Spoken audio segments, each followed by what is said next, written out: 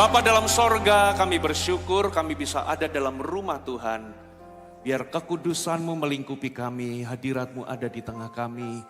Roh Kudus, mampukan kami untuk kami bisa menangkap kebenaran-Mu dan pulang dengan hati yang diubahkan. Berbicara kepada kami hari ini, kami berikan hati yang haus dan lapar, menyerap setiap kebenaran, sehingga kami berbuah banyak. Terima kasih Bapa, di dalam nama Yesus semua yang siap, katakan. Tepuk tangan bagi Tuhan kita. Sebelum Bapak Ibu Saudara duduk, Anda bisa berikan senyuman buat kanan kiri muka belakang. Haleluya.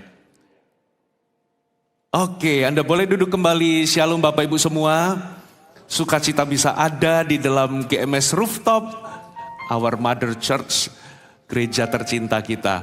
Saudara, hari ini saya diberikan beban sama Tuhan. Sepanjang hari saya membagikan tentang purity atau kemurnian. Di ibadah satu ini saya akan bicara tentang menjaga kekudusan. Lalu di ibadah dua nanti saya akan bahas renungan saya beberapa waktu yang lalu tentang 5 ujian dari tentara Gideon.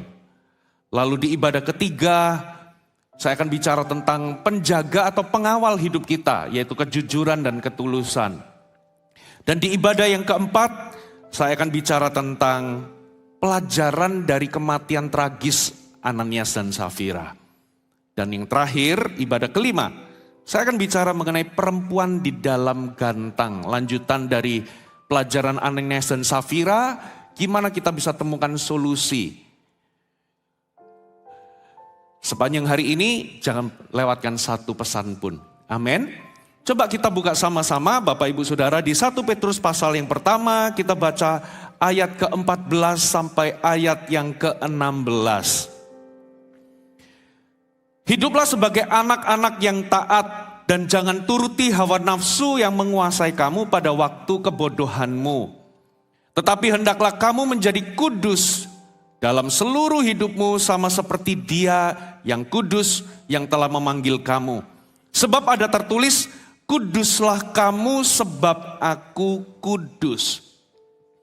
Saudara, pesan tentang kekudusan ini terkesan klise. Tapi saya berdoa kita semua betul-betul mengejar kekudusan itu kita lakukan dan kita kejar dengan lebih purposeful dan dengan lebih intentional, dengan lebih sengaja. Alkitab katakan, hendaklah kamu menjadi kudus dalam seluruh hidupmu. Bapak Ibu, kalau Anda sudah lahir baru, kalau Anda sudah percaya kepada Yesus dan lahir baru, di dalam hati kita, di dalam diri kita ada hati dan roh yang baru. Katakan amin. Ada benih ilahi atau nature yang baru. Tuhan itu tidak mereparasi manusia lama kita, tapi Tuhan membuangnya atau menguburnya dan Tuhan memberikan hati dan roh yang baru yang kita simbolkan dalam baptisan. Ketika kita ditenggelamkan, manusia lama kita terkubur dan waktu kita keluar, kita adalah ciptaan baru. Ada hati yang baru dan roh yang baru. Kalau memang betul-betul pertobatan Anda sejati, kelahiran baru Anda sejati, pasti ada selera atau appetite untuk hidup kudus. Kalau enggak, jangan-jangan Anda cuma menganut sebuah agama. Anda belum lahir baru. Anda cuma beragama tapi tidak betul-betul dilahirkan kembali. Dan pasti ada sebuah kebencian yang baru, yaitu kebencian untuk berdosa. Itu pasti karena kita punya benih ilahi kata Alkitab. Sekalipun orang yang sudah lahir baru bisa jatuh dalam dosa, tapi dia nggak akan terus tinggal di dalam dosa. Pasti ada sebuah appetite atau selera untuk hidup kudus. Pasti ada sebuah kerinduan untuk hidup kudus dan kebencian untuk berbuat dosa. Itulah yang saya alami waktu pertama kali saya betul-betul lahir baru, saudara. Tiba-tiba bisa lepas aja dari dosa. Itu bukan saya yang dulu, itu adalah ciptaan baru dan ada roh Allah dalam diri kita. Katakan amin. Nah, kalau kita ingin hidup di dalam kekudusan, kita perlu tahu apa arti kudus. Imamat pasal 20 ayat yang ke-26 mengatakan begini, kuduslah kamu bagiku, katakan bagiku. Sebab aku ini Tuhan, kudus dan aku telah memisahkan kamu dari bangsa-bangsa lain, supaya kamu menjadi milikku. Kata kudus itu berasal dari kata kados, Ibrani kados, yang artinya to be separated away from atau to set apart. Makanya di ayat itu dikatakan, sebab aku telah memisahkanmu dari bangsa-bangsa, dari bangsa-bangsa lain. Dipisahkan bukan diisolasi, bukan berarti gak boleh bergaul, tapi kita itu dipisahkan untuk menjadi miliknya Allah. Kata kudus itu berarti dipisahkan.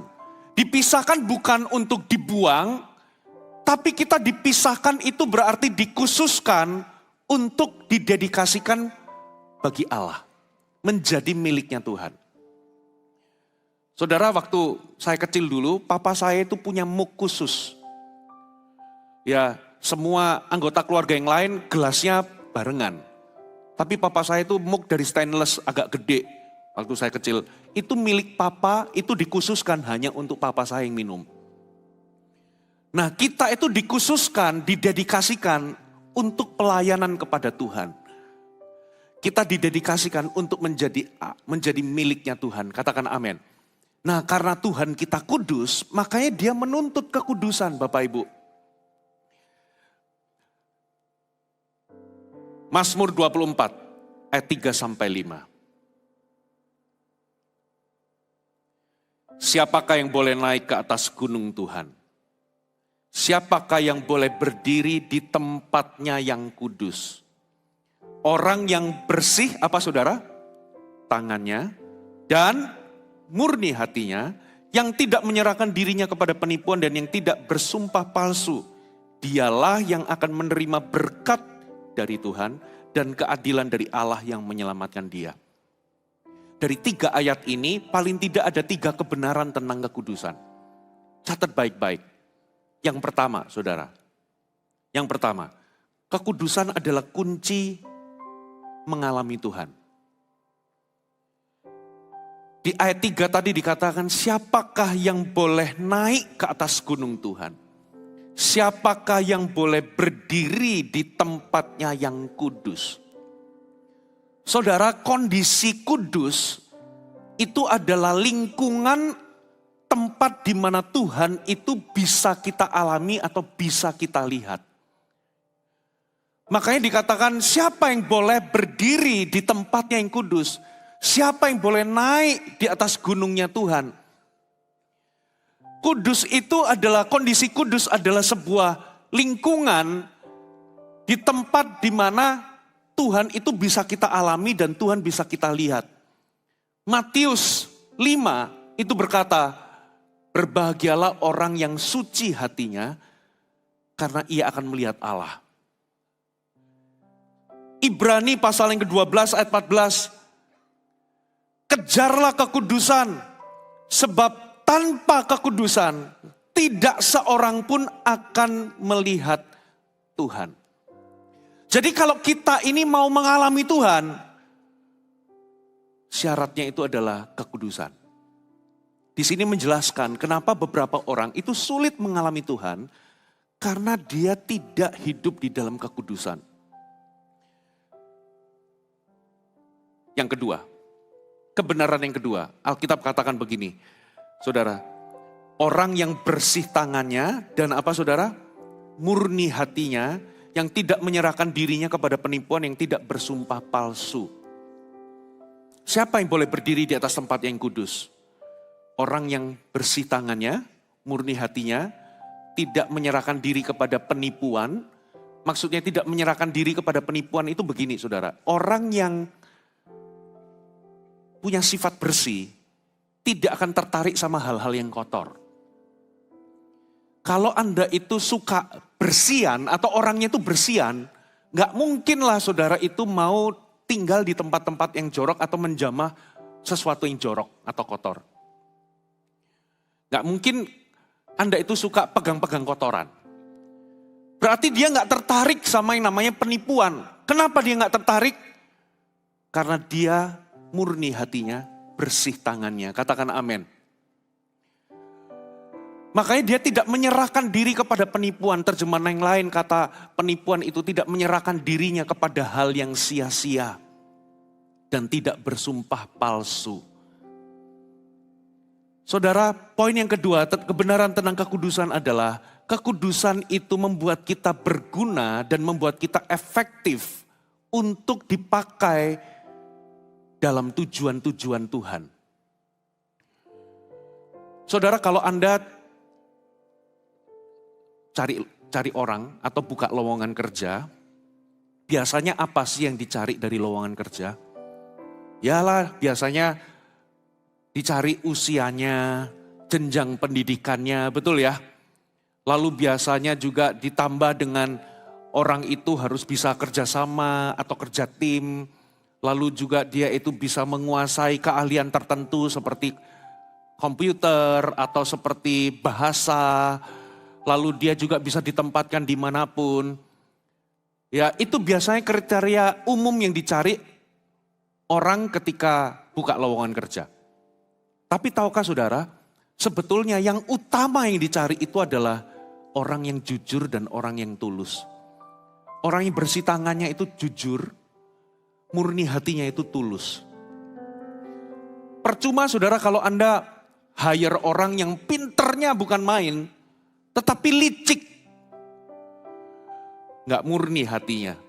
Percuma kita hire orang yang punya keahlian yang hebat, tapi orang ini nggak jujur. Pasti kita cari orang yang jujur dan tulus. Halo, amin. Tuhan juga sama. Orang yang jujur dan tulus itu pasti dipercaya lebih. Anda pasti kasih kepercayaan lebih kepada orang yang bisa dipercaya. Nah, coba kita baca sama-sama ya satu ayat. 2 Timotius 2 ayat 19 sampai 26. 2 Timotius pasal 2 ayat 19 sampai 26. Tapi dasar yang diletakkan Allah itu teguh dan meterainya adalah Tuhan mengenal siapa kepunyaannya. Setiap orang yang menyebut nama Tuhan hendaklah meninggalkan kejahatan. Dalam rumah yang besar bukan hanya terdapat perabot dari emas dan perak, melainkan juga dari kayu dan tanah. Yang pertama dipakai untuk maksud yang mulia, yang terakhir dipakai untuk maksud yang kurang mulia. Jika seseorang menyucikan dirinya dari hal-hal yang jahat, ia akan menjadi perabot rumah untuk maksud yang mulia. Ia dikuduskan atau dikhususkan atau dipisahkan, dipandang layak untuk dipakai tuannya, dan disediakan untuk setiap pekerjaan yang mulia. Sebab itu jauhilah nafsu orang muda, kejarlah keadilan, kesetiaan, kasih, damai, dan damai bersama-sama dengan mereka yang berseru kepada Tuhan dengan hati yang murni. Saudara, kondisi kudus itu adalah lingkungan tempat Tuhan bekerja. Kalau kita menyucikan diri kita dari segala kejahatan, maka hati dan kehidupan kita akan menjadi tempat yang ideal untuk Tuhan bekerja di dalam dan melalui kita. Halo, amin. Tapi sebaliknya, kalau kita tidak hidup kudus, sebaliknya kebenaran ini juga terjadi. Saudara tahukah bakteri, kecoa, lalat, tikus itu suka tempat yang kotor. Itulah sebabnya kalau kita nggak hidup suci, maka hati dan kehidupan kita akan menjadi lingkungan yang ideal bagi iblis untuk tinggal, bekerja, dan bahkan saudara, dia akan melakukan karyanya di dalam kita ataupun melalui kita. Tapi sebaliknya, kalau Anda kejar kekudusan, disinilah yang membedakan kenapa ada beberapa orang itu selalu dipakai dan dipandang layak untuk dipakai bagi tujuan-tujuan Tuhan yang mulia. Karena dia hidup suci, pasti ada perbedaan saudara. Karena dipandang layak untuk dipakai oleh Tuhan. Katakan amin. Siapa yang rindu dipakai Tuhan? Bapak Ibu, Anda harus kejar kekudusan dengan lebih purposeful, dengan lebih sengaja. Kalau kita nggak lebih sengaja, dunia ini sekarang dalam kondisi cemar. Alkitab katakan di kitab Wahyu, yang cemar akan semakin cemar, yang kudus akan semakin kudus. Kalau kita nggak radikal dari sekarang, Bapak Ibu, kita pasti akan terkontaminasi. Pasti, saudara. Kebenaran yang ketiga. Tadi ayat 5 berkata apa saudara? Coba kita baca sekali lagi Mazmur 24 ayat yang kelima. Dialah yang akan menerima berkat. Dialah yang akan menerima berkat dari Tuhan dan keadilan dari Allah yang menyelamatkan dia. Saudara, blessing atau berkat dari Tuhan itu ada dua. Yang pertama itu blessing, pakai kata blessing.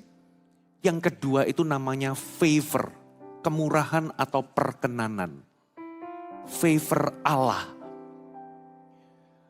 Bukan hanya berkat dan perkenanan atau kemurahan yang kita terima, tapi juga keadilan bagi Tuhan yang menyelamatkan kita.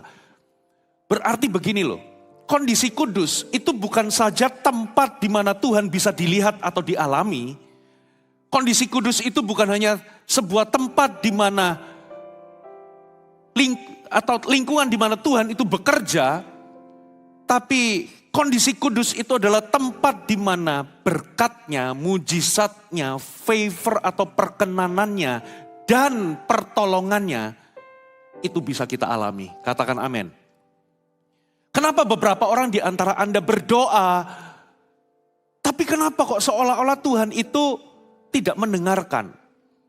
Ada beberapa alasan, tapi bisa jadi salah satu alasannya adalah karena ada penghambat atau penghalang.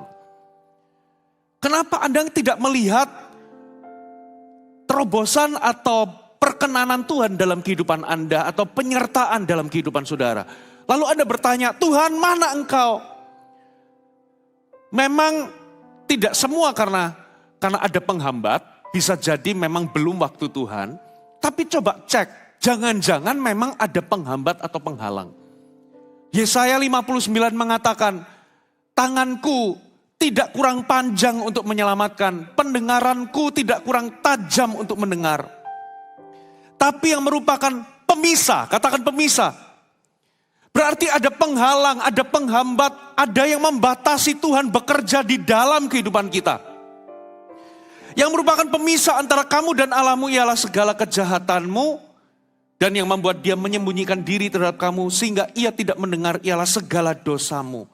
Sebab tanganmu cemar oleh darah, jarimu oleh kejahatan, mulutmu mengucapkan dusta, lidahmu menyebut-nyebut kecurangan. Tidak ada yang mengajukan pengaduan dengan alasan benar, tidak ada yang menghakimi dengan alasan teguh. Orang yang mengandalkan kesia-siaan dan mengucapkan dusta, orang mengandung bencana dan melahirkan kelaliman. Kebenaran ketiga, catat baik-baik Bapak Ibu. Kekudusan itu akan membawa kita kepada kehidupan terbaik kita. Kenapa saudara?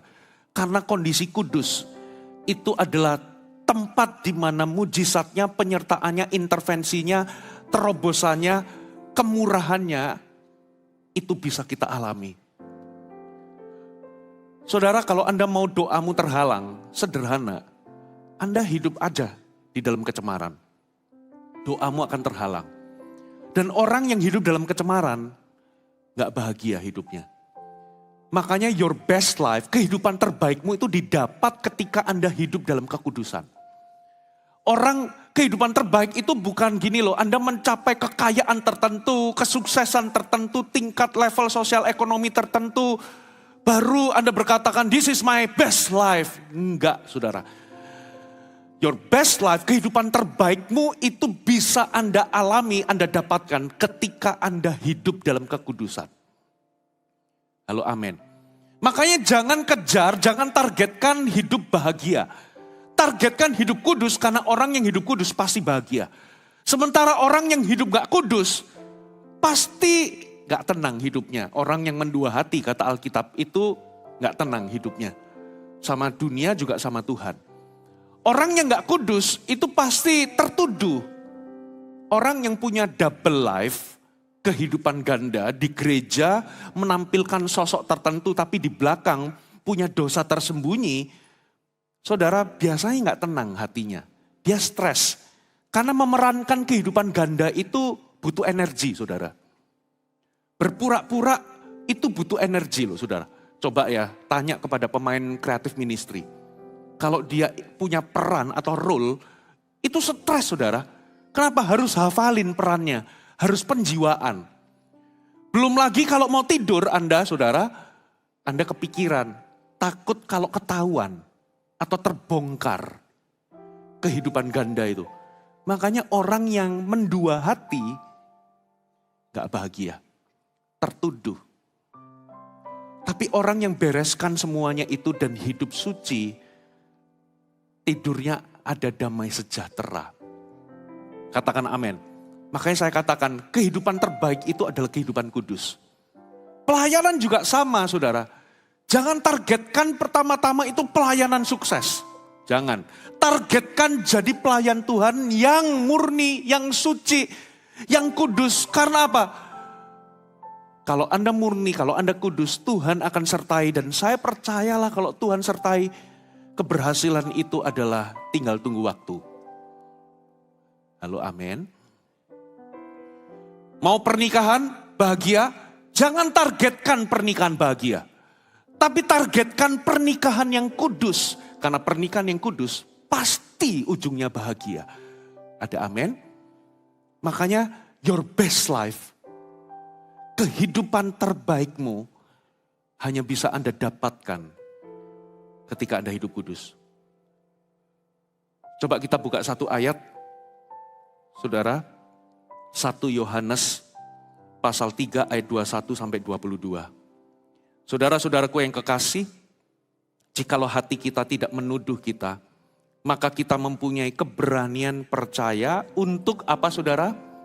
Mendekati Allah dan apa saja yang kita minta, lingkari kata apa saja. Tahu nggak saudara, waktu saya selidiki bahasa aslinya, apa saja itu artinya apa saja saudara. Nggak ada arti yang lain. Apa saja yang kita minta, kita memperolehnya daripadanya karena kita menuruti segala perintahnya dan berbuat apa yang berkenan kepadanya. Jadi, kalau hatimu menuduhmu berarti Anda tidak melakukan perintahnya dan tidak hidup berkenan kepadanya. Dan kalau hatimu menuduhmu maka Anda tidak punya keberanian untuk percaya dan mendekati Allah dan minta segala sesuatu yang kita butuhkan. Dan kalau kita nggak punya keberanian untuk mendekati Tuhan, kita nggak melihat, Alkitab katakan kalau engkau tidak berdoa makanya engkau tidak menerima. Kehidupan yang orang yang hidup tidak kudus itu menghalangi doanya. Tapi orang yang hidup kudus, dia punya keberanian mendekati Allah dan minta. Katakan amin. Sebab dia tahu ada sebuah conviction dalam hatinya bahwa dia melakukan sesuatu yang bersih, yang berkenan di hadapan Tuhan. Dan dengan demikian, Anda akan menjalani kehidupan yang terbaik. Hidup terbaik itu bukan Anda kaya raya. Kehidupan yang terbaik itu bukan Anda mencapai tingkat tertentu di dalam social life atau tingkat sosial tertentu. Kehidupan terbaikmu itu justru terdapat ketika Anda hidup kudus. Coba tengok kanan kiri, katakan kehidupan terbaikmu adalah kehidupan yang kudus.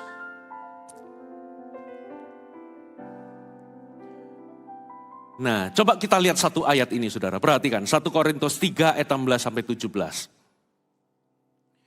1 Korintus 3 ayat 16 sampai 17. Tidak tahukah kamu bahwa kamu adalah bait Allah dan bahwa Roh Allah diam di dalam kamu. Jika ada orang yang membinasakan bait Allah, maka Allah akan membinasakan dia. Sebab, perhatikan, bait Allah adalah apa saudara? Kudus, dan bait Allah itu adalah kamu. Maksudnya apa saudara? Kalau Anda baca dalam perjanjian lama, setiap kali Tuhan itu hadir, maka tempat di mana Tuhan itu hadir menjadi kudus. Contoh ya, Musa itu bangun tabernakel atau bangun kemah. Itu banyak orang-orang ahli yang membangunnya. Orang-orang biasa maksudnya, bukan imam. Berarti perkakas-perkakas itu adalah perkakas biasa sebetulnya. Tidak ada nilai apapun. Tapi begitu dikonsecrate, begitu dikuduskan, diurapi, lalu Tuhan hadir di situ, maka itu bukanlah kemah biasa, tapi itu menjadi kemah suci. Katakan kemah suci. Karena Tuhan hadir. Lalu apa yang terjadi? Saudara, biasanya perkakas biasa itu waktu dibuat, ya dia dibuat dengan tangan biasa, ya dengan orang-orang biasa. Tapi begitu dikuduskan dan Tuhan hadir di situ, perkakasnya pun bukan perkakas biasa. Alkitab mengatakan, saudara, yang membereskan kemah suci Musa itu hanyalah imam yang boleh beresin dan membungkusnya. Orang biasa nggak boleh sentuh. Karena itu menjadi barang kudus. Gara-gara Tuhan hadir, perkakas biasa yang dulunya dibuat oleh tangan-tangan orang biasa bukan imam.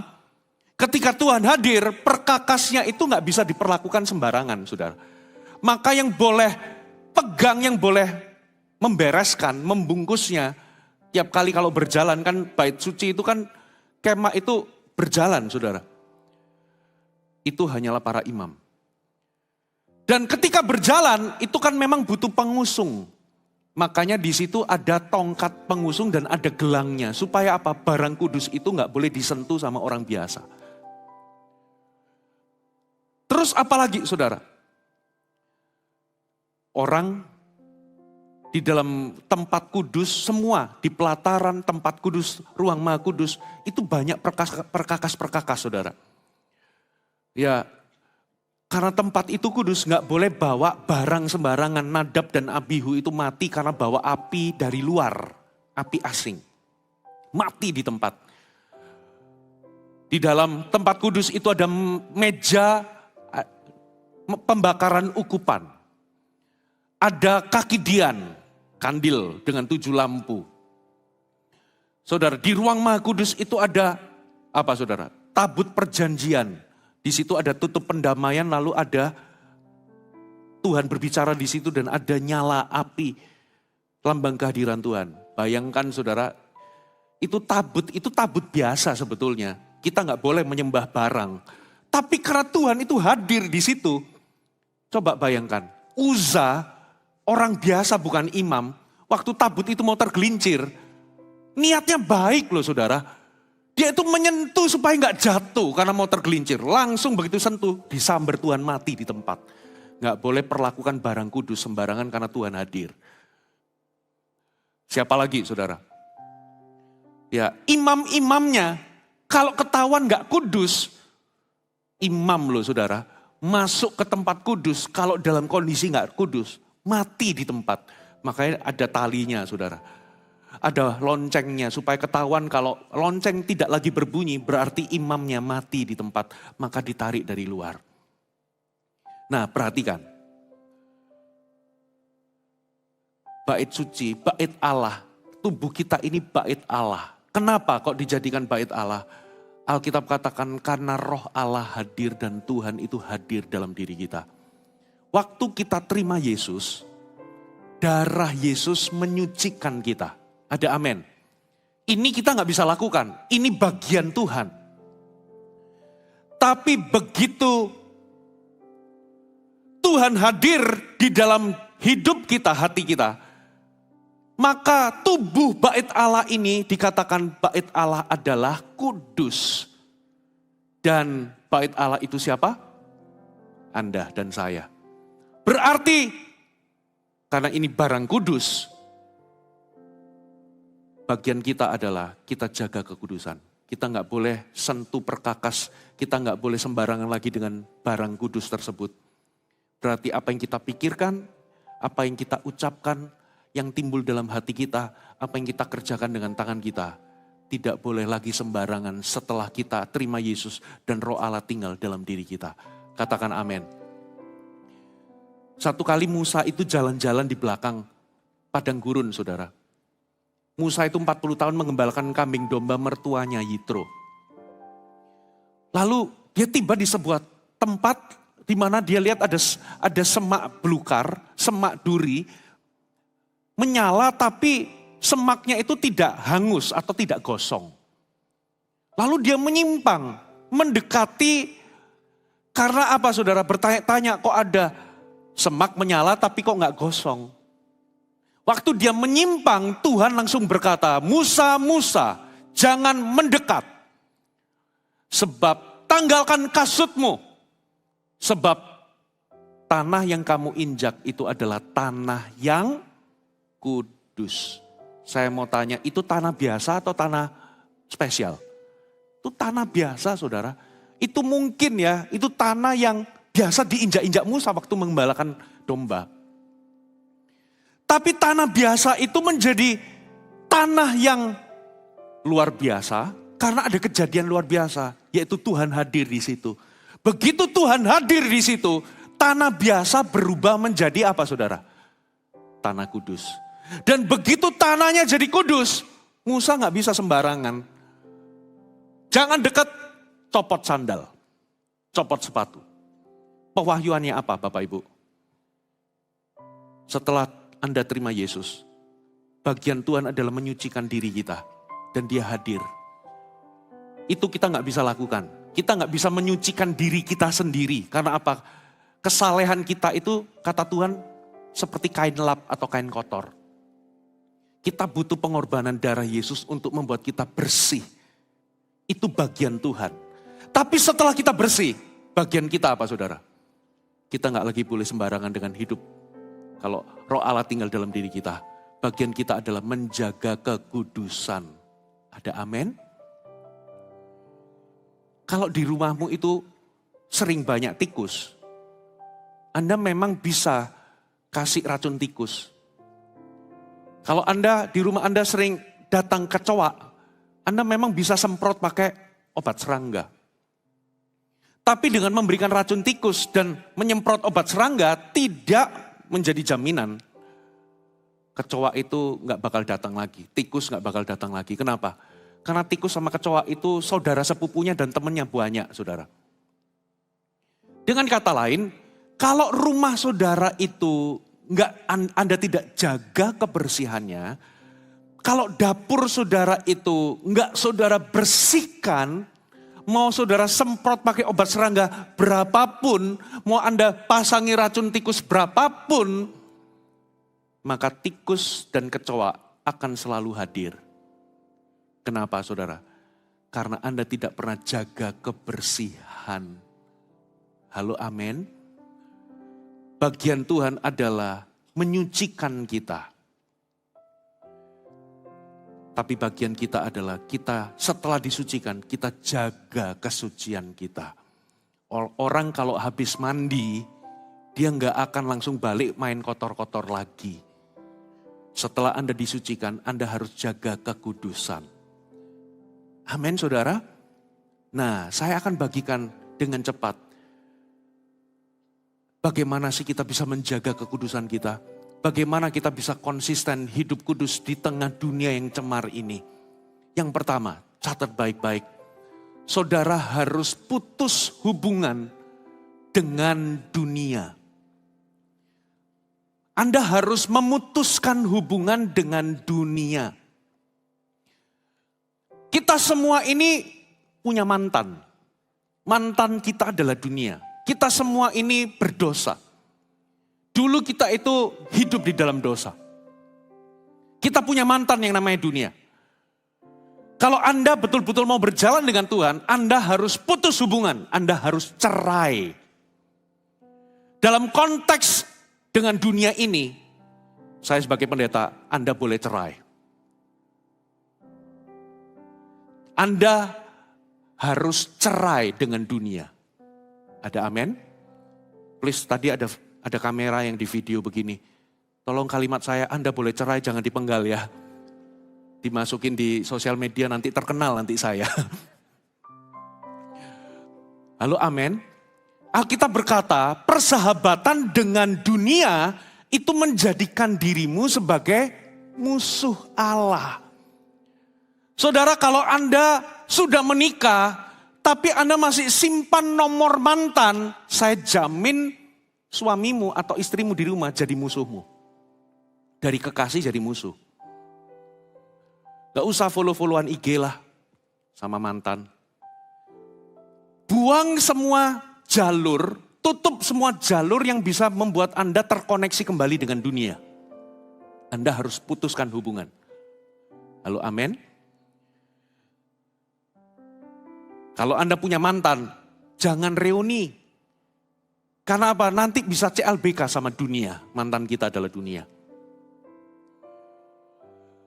Coba ya di rumah, Anda masih simpan nomor mantan, masih chatting-chatting, masih cekikikan. Saya percaya kalau Anda seorang istri, suamimu akan jadi musuhmu. Begitu pula sebaliknya, kalau Anda suami, Anda masih simpan nomor mantan dan masih kadangkala say hi, pasti istrimu gak akan jadi kekasih yang manis, tapi jadi musuh bebuyutanmu. Ngomel melulu, betul gak? Karena Alkitab katakan persahabatan dengan dunia menjadikanmu musuh Allah. Lalu Alkitab juga katakan, kalau Anda mengasihi dunia, maka kasih akan Bapa tidak ada padamu. Apa itu dunia? Keangkuhan hidup, keinginan mata, keinginan daging. Saudara, putuskan hubungan dengan dunia. Mulai hari ini, Anda perlu bercerai. Selama Anda masih punya jalur, punya hubungan dengan mantan yaitu dunia, selalu terbuka channel untuk Anda bisa berselingkuh dengan dunia. Anda gak bakal bisa konsisten untuk hidup kudus. Kalau sejak awal Anda tidak pernah putus hubungan dengan dunia. Yang kedua, saudara, lari dari godaan. Melarikan diri dari godaan.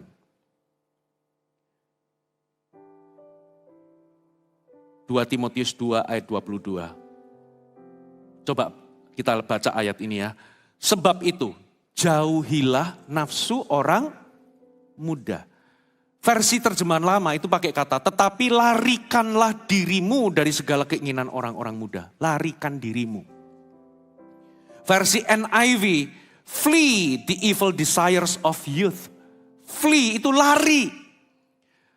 Versi New Living Translation dikatakan, run from anything that stimulates youthful lust. Lari dari segala sesuatu yang menstimulasi nafsu orang muda. Jadi melarikan diri dari godaan, saudara itu menyadari bahwa godaan itu adalah musuh. Saudara itu menyadari bahwa godaan itu adalah bahaya.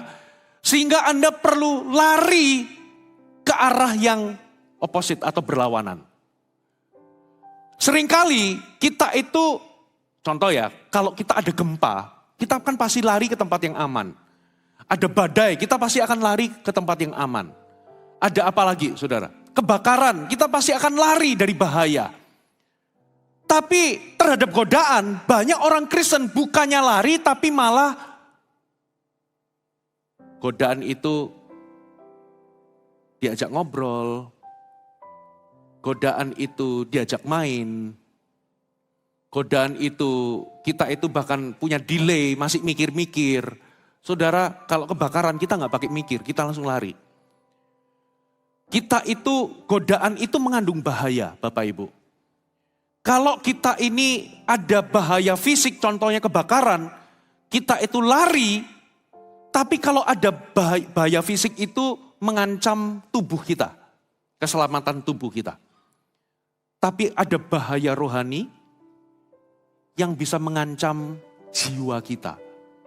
Nah sayangnya kalau sama bahaya fisik kita cenderung lebih apa?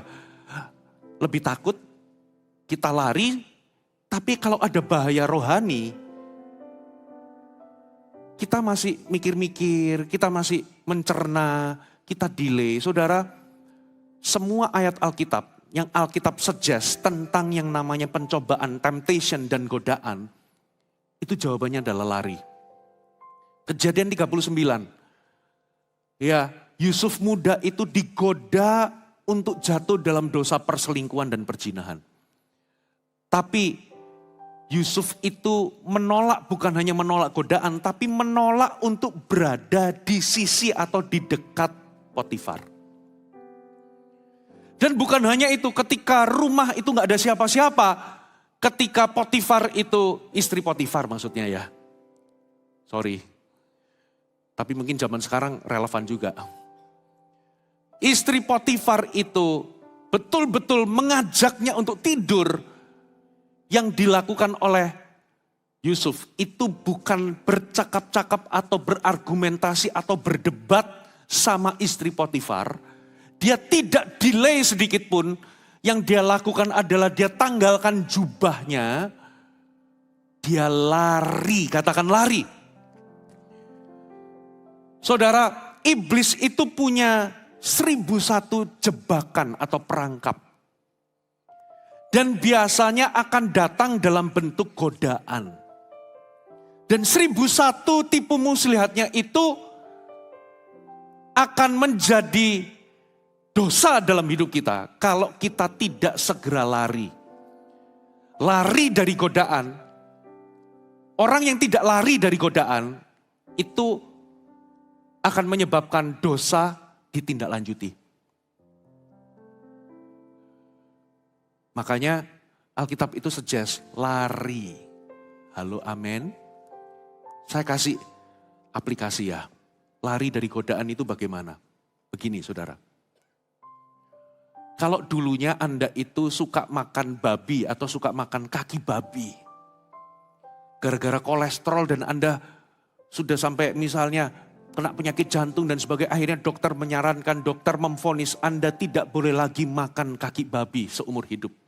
Atau makan babi seumur hidup. Setiap kali kalau ada Imlek, walaupun Anda sudah setahun, 2 tahun tidak pernah makan babi, bahkan mungkin 5 tahun, tapi kalau ada Imlek dan ada babi di meja makan, pasti ada tarik-menarik. Katakan tarik-menarik. Nah, itu namanya godaan. Kalau Anda dulu adalah mantan perokok. Saudara, saya puji Tuhan saya dulu bukan perokok. Karena sejak kecil mama saya itu ngomong jangan merokok, itu kayak nancep. Lalu waktu muda saya dulu adalah pemain basket, saya main basket. Ikut ya latihan lah biasa, saya nggak sampai kejuaraan gimana. Pelatih saya itu ngomong jangan merokok karena apa, nafasnya pendek. Jadi saya itu sejak muda, saya itu bukan perokok. Tapi kalau ditanya pernah nggak merokok, saya pernah nyoba sekali tapi batuk-batuk dan setelah itu kapok. Saya bukan perokok. Hari ini kalau saya lihat ada, misalnya saya duduk gitu ya, misalnya di lobi hotel misalnya. Terus di situ itu ada rokok. Misalnya di meja lobinya itu ada rokok. Saya lihat nggak akan ada tarik menarik karena saya bukan perokok. Tapi kalau Anda mantan perokok, Anda mungkin sudah 5 tahun nggak pernah sentuh rokok, Anda sudah lepas bebas. Tapi tiap kali kalau ada lihat bungkus rokok, selalu ada tarik menarik. Bungkusnya itu seperti kayak, hai teman lama ini kan.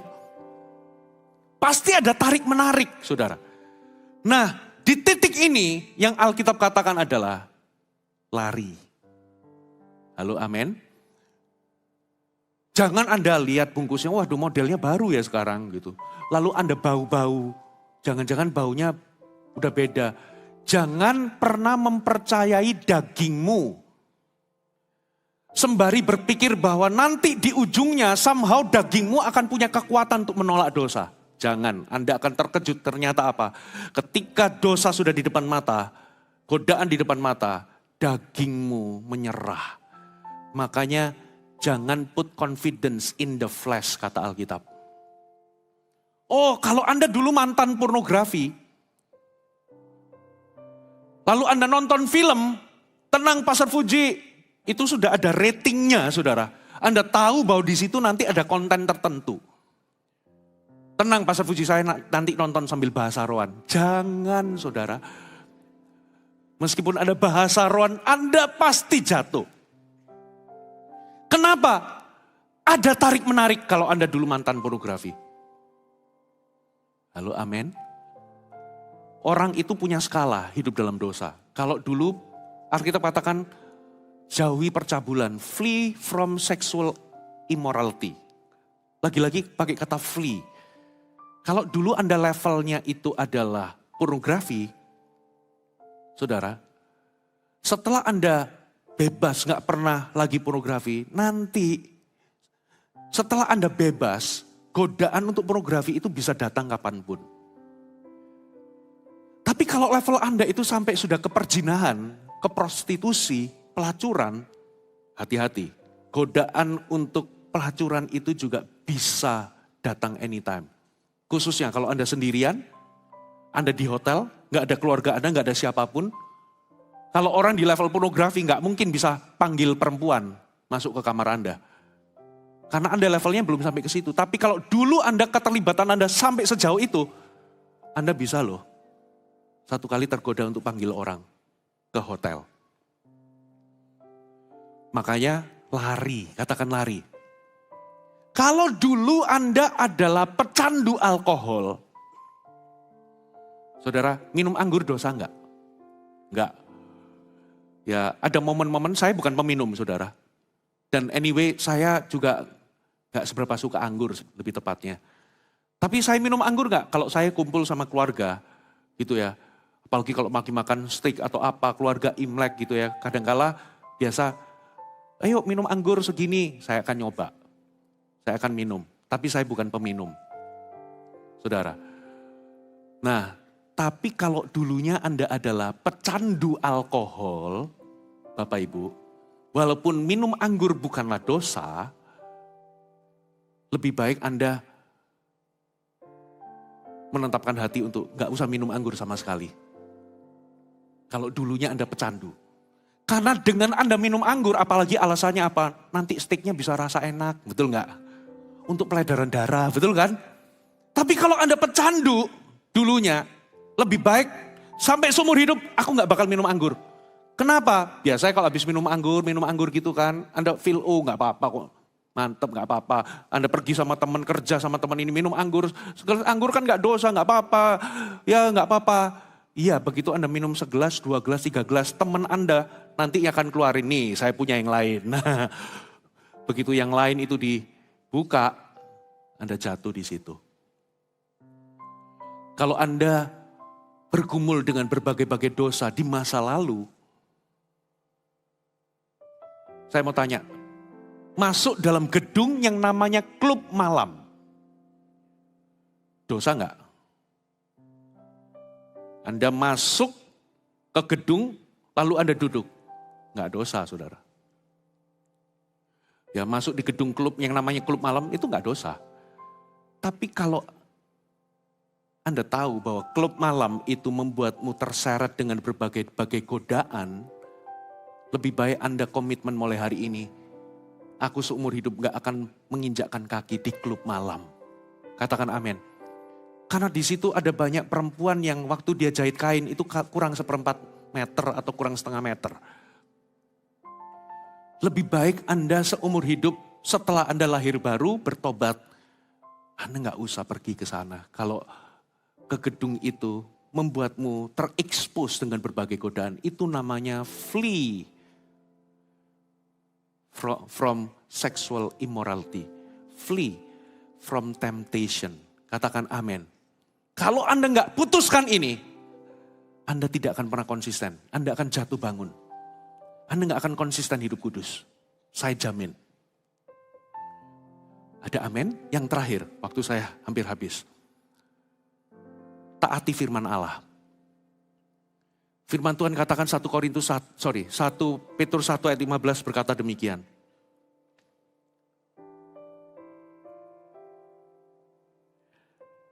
Tetapi hendaklah kamu menjadi kudus di dalam seluruh hidupmu sama seperti Dia yang kudus yang telah memanggil kamu. Terjemahan versi yang lain, kuduslah dalam segala tingkah lakumu. Hendaklah kamu menjadi kudus dalam seluruh hidupmu itu pakai diterjemahkan sebagai hendaklah kamu kudus dalam segala tingkah laku. Katakan segala tingkah laku. Saudara, problemnya begini loh. Firman Tuhan itu tidak pernah berubah. Kalau firman katakan dosa adalah dosa sampai selamanya, itu gak akan berubah. Katakan amin. Dan perintah-perintahnya untuk kita hidup kudus di dalam seluruh tingkah laku kita tidak akan pernah bergeser atau berubah. Namun Anda perlu waspada, budaya atau culture atau dunia atau zaman ini itu berubah. Saya kasih contoh. Saudara, dulu cerai itu tabu. Tapi sekarang cerai itu pilihan, saudara. Gak lagi tabu.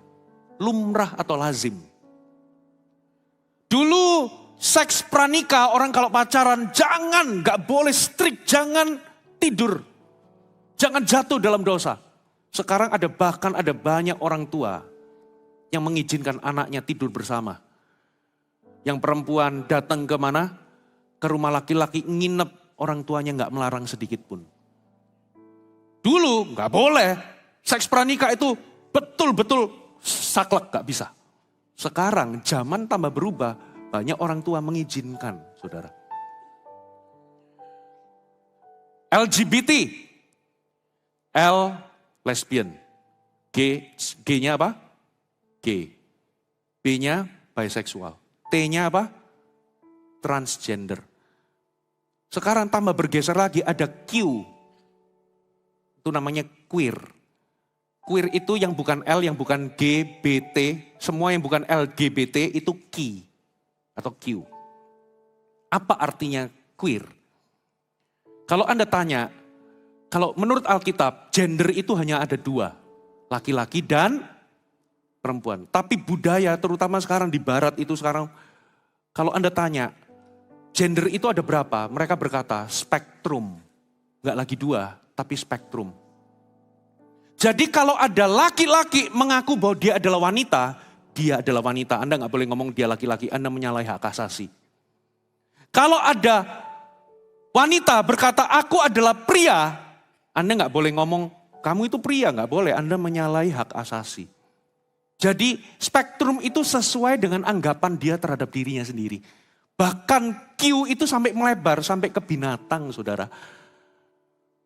Saya pernah melihat sebuah video, ada orang mengaku, aku ini anjing jenis ini. Aku ini kambing jenis ini. Aku ini binatang itu, saudara. Dan Anda nggak boleh ngomong, kamu itu wanita. Menurut Alkitab, kata Tuhan, engkau adalah perempuan dengan jenis kelamin perempuan atau dengan organ perempuan. Enggak, aku cowok. Anda nggak boleh ngomong aku wanita. Aku menganggap diriku dan merasa diriku cowok. Apalagi aku menganggap diriku binatang, Anda nggak bisa ganggu gugat. Saudara, zaman dulu pernikahan sejenis, itu nggak lazim, tabu. Sekarang pernikahan sejenis jadi biasa. Dengan kata lain, kalau Anda kompromi, kalau Anda nggak betul-betul menegakkan standar Alkitab, Anda pasti keseret arus, pasti. Taati firman. Halo, amin.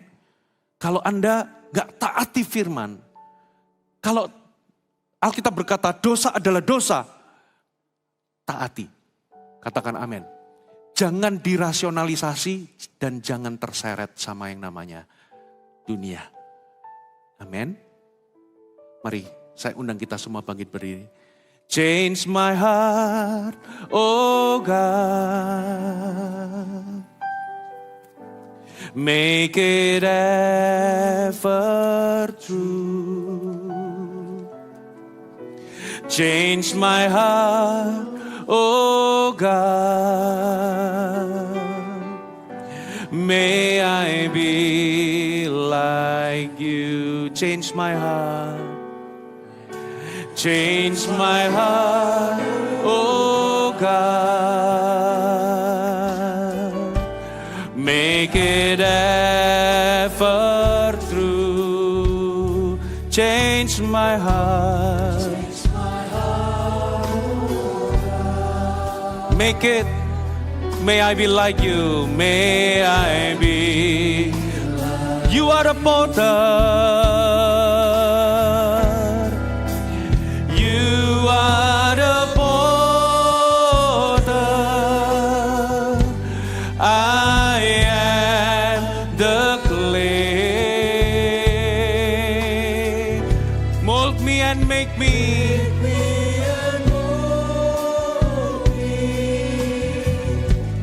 This is what I pray. You are a potter.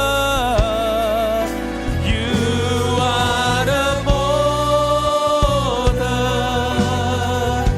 I am the clay. Make me and mold me.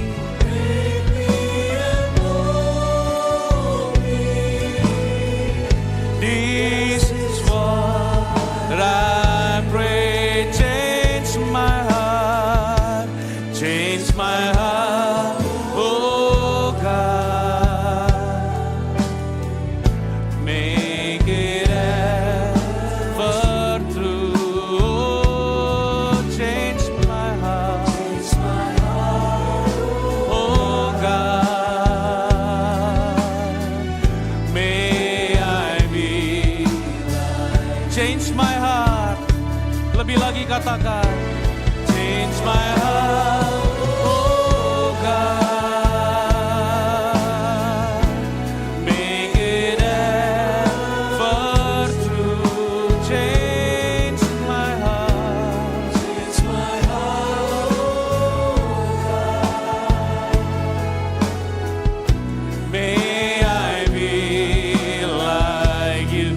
You are the potter. You are the potter. Oh, I am the clay. Mold me. This is what I pray. You are the potter. You are the potter. Oh, I am the clay. Make me and mold me. This is what I change my heart, change my heart.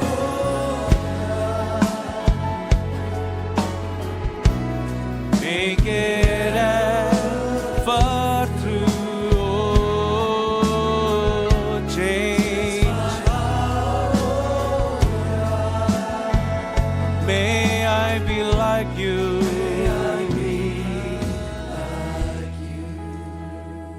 Mari semuanya pejaman mata sejenak. Saya percaya di sini ada Tuhan. Saudara, yang Tuhan mau adalah saudara tidak menjadi pasif. Kalau Anda tahu hari ini Anda struggle dengan hal-hal tertentu di area kekudusan, Tuhan ingin membebaskanmu. Kalau Anda butuh pertolongan, di sini adalah gereja Tuhan, tempat di mana Anda bisa mengalami Tuhan dan dipulihkan. Waktu saya terbatas, tapi hari ini kalau Anda tahu Anda butuh didoakan, Anda butuh membereskan sesuatu, dan Anda butuh mengambil komitmen baru untuk hidup dalam kekudusan purposefully. Dengan cepat saudara, keluar dari bangku Anda, tidak peduli Anda di tengah, Anda bisa permisi, come forward. Maju di depan sini, izinkan kami berdoa bagimu, melepaskan berkat dalam nama Yesus, dan setiap kuasa atau benteng-benteng si jahat dalam hidupmu tidak lagi punya dominion. Karena Anda mentaati Tuhan. Come forward in Jesus name. Orabakasyaka barala. Maju ke depan sini kalau Anda tahu Anda orangnya. Change my heart, oh God. Siapa lagi maju di depan sini? Ever true. Change my heart. Change my heart, oh God. Oh, may I be like. Change my heart. Change my heart. Oh, rabaka barala.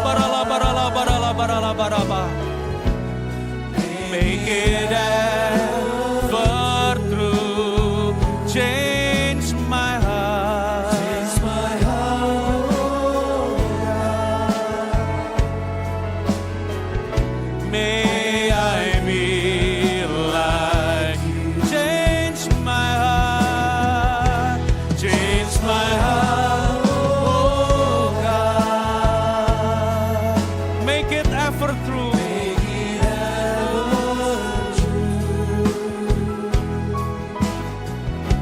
Change my heart, oh God.